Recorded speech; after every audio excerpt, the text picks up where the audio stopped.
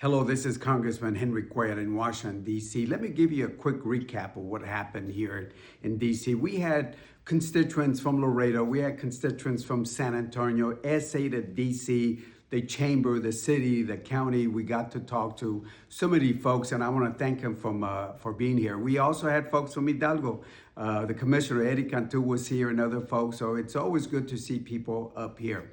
At the same time, we have started the appropriations, defense appropriations, homeland appropriations. We started some of those hearings already, but there's two big issues I want to talk about. First, let me talk about the shutdown. For 3 times in a row, I have voted to open up the government this year, 3 times in a row. I want to make sure that we open up the government. There's sometimes folks say, open up the government.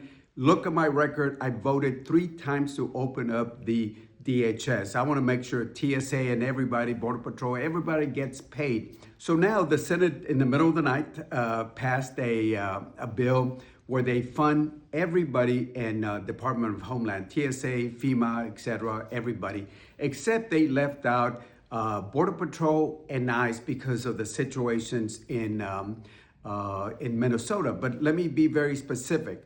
ICE and Border Patrol have been paid during this shutdown from the Big Beautiful Bill, and they will continue getting paid under the Big Beautiful Bill. I will tell you that we need some serious rail guards on ICE and on the homeland. I'm hoping that we can get some of those rail guards. And of course, Border Patrol. I support Border Patrol, the Border Patrol Union, and we're going to continue working. They will get paid.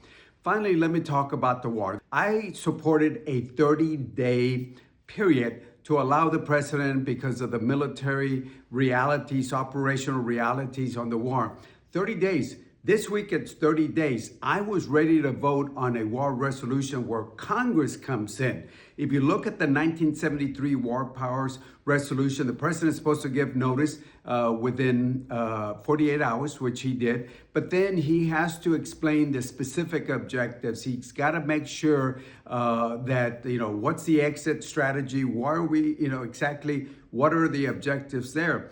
I said on defense appropriations, I still haven't seen that.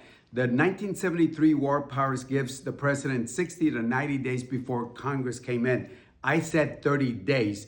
30 days is this week, but the resolution didn't come up. So hopefully in a couple of weeks, I will be ready to vote on it. And basically the war resolution means that Congress will play a role under the 1973 war resolution. I don't want to see an endless war. I certainly don't want to see troops on the ground without Congress having a say so. And we've seen the prices of gas go up. I remember, they were low and now they're going up. And the cost of groceries, the gasoline and everything going up, the ICE rates, we need to work together to get this job. I voted to make sure that we stop the ICE rates. And in fact, if you talk to folks in the Valley, I think we have stopped that after a meeting that we had with ICE. And again, we got to work together. So again, there'll be a vote on opening up the Homeland Security, which I support with ICE rail guards. But again, I want to say thank you so much. I want to wish everybody a happy Easter. Look, I don't care how busy you are. You got to spend time with your family. Easter is a time where you can spend time with the family and, of course, with God.